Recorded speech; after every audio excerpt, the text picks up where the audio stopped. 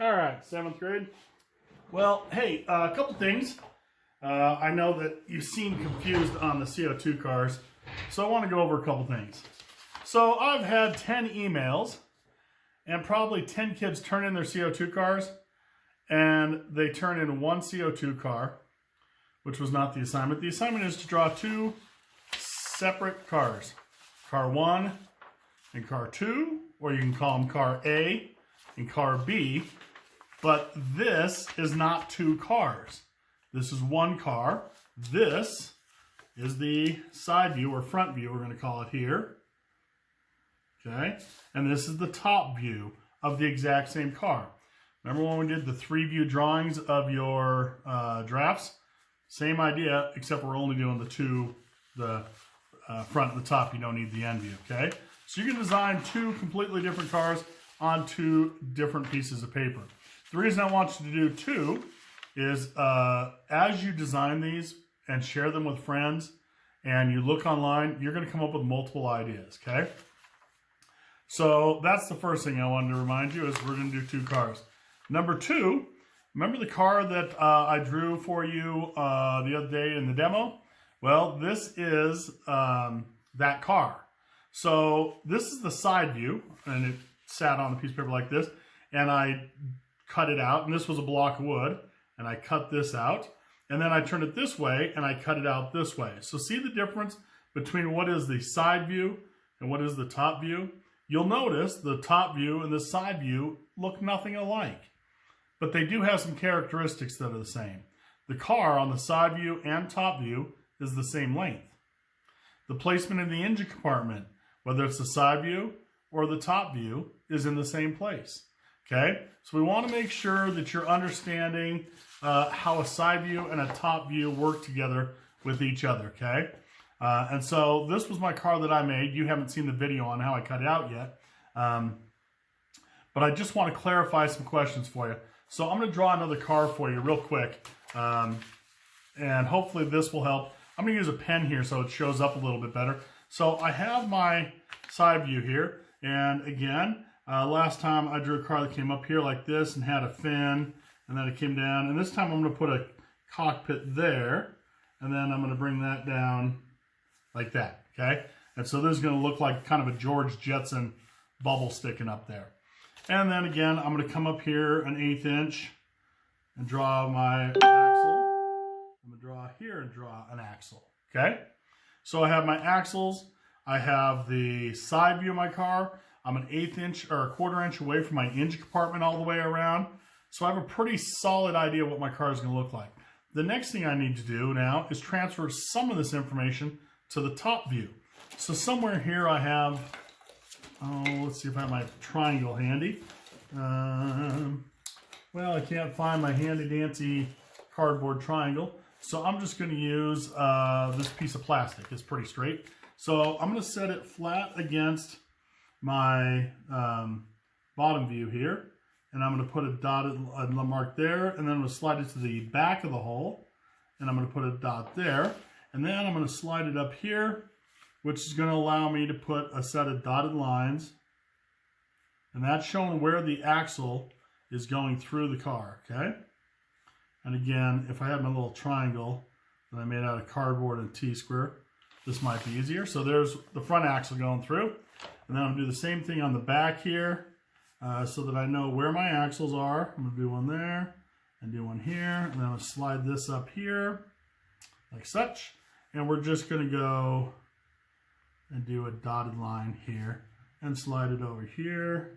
All right. So what I'm trying to do is I'm trying to get all the information from the side view that I can and transfer it to the top view. So the axles have already been determined where they're at, right? The engine compartment's already been determined where it's at, and the length of the car, which is right here, has already been determined. So we know how long it's going to be, right? So we know this is no good out there to us. And now we're ready to design our top view, okay? If you remember on our official rules on the back side here, we have the hobby car and we have the TSA set of specs. I can tell from the drafts that were turned in already, nobody's looking at this, okay? Your car will not be able to get cut out or built or raced if you're not following these specifications. That's the best part about this project, is trying to build something under some very specific criteria for your car, okay? So it's not like you can just be like, I'm blowing that off. It doesn't work that way. You need to follow these and understand how they work. Now, if you're not understanding how to read this minimum and maximum business, send me an email. I'll walk you through it. We'll talk one morning on Hangouts, and I can explain it to you. So now I'm ready to design my top view of this car, and there are a couple things that I know from my specification sheets.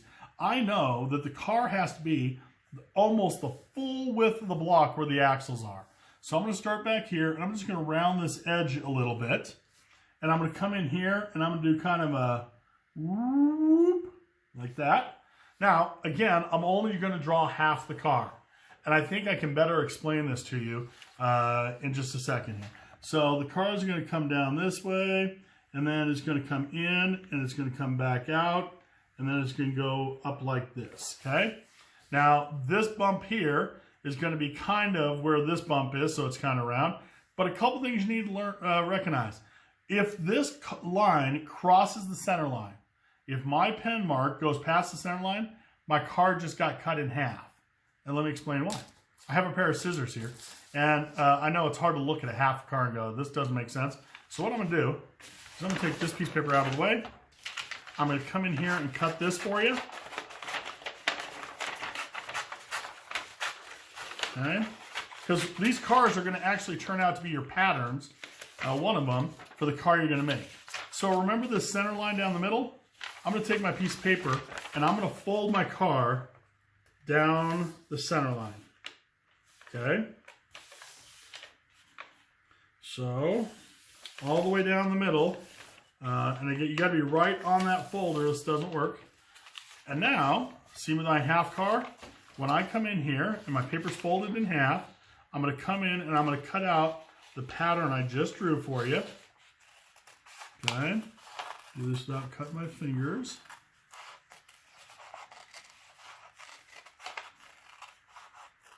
Okay. And there's some other specs there. I think the car that I have designed here meets the specs, because I know the specs pretty well. I have them pretty well memorized. But this is going to take you a little bit of time. I gave you the entire week to design 2 cars because it should take you the entire week to design, make sure they meet the specs, and make sure that you've watched the video a couple times, both videos now, this one and the other one I put out, because you really need to follow the directions here, okay? When I unfold this, now there is the pattern for the top of this car, okay? Now there are some things that would probably worry me. See how skinny it is there and there? That one's probably okay, but that's pretty skinny. I might make that a little bit wider. And so then I'm going to take that and put it on my block. But you notice the top view and the side view don't look anything alike. Let me give you a comparison, something to think about. Let's think about a pickup truck. I'm going to draw it on the back here. When I draw the side view of a pickup truck, my pickup truck goes and then up, and then it has the bed, and then the cab, and then the windshield, and the hood. Okay? And there's a little window here, little guy in there waving. Hi. Okay, and I have a wheel here, and I have a wheel here, right? So this is what the side of a pickup truck looks like. But when you look at the top view of a pickup truck, my truck looks more like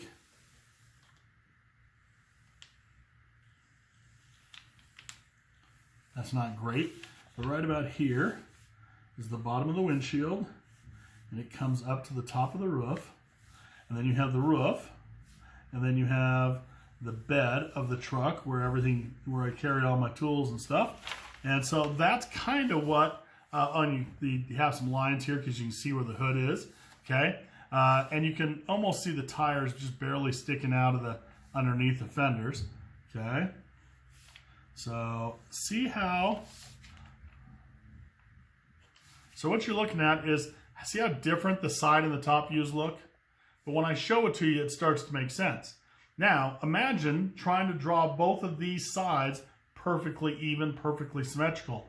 That's why we're going to put a line down the center, and design just half the truck or half the car and then cut it out. And then when we unfold it, like the heart that was in the first video, it's going to be symmetrical, okay? So on any of your drafts, if you look at any of your drafts, and at any point, if your design crosses the center line or gets within a ½ inch of it, it's not going to work, okay? You can't come across this line because as soon as we cut that out, it's going to cut your car in half, okay? All right, so I want you to think about that. I'm going to be online tomorrow from 9 to 11. On Thursday, you can certainly go to Google Hangouts and type in my name and invite me, and we can certainly talk. The best part about doing Google Hangouts is if you have a camera on your phone, you can hold the drafts up, and I can do some sketching for you, and we can trade ideas back and forth, okay? But this isn't easy, and if it took you 10 minutes or 20 minutes, you did it wrong, because it takes me to draw a car from start to finish. It probably takes me 30 minutes, and I've done this a lot, and I have all the specs memorized in my head. It should be taking you an hour to an hour and a half minimum to draw each car, okay? All right. Thanks for listening. Let me know if you have any other questions. Bye.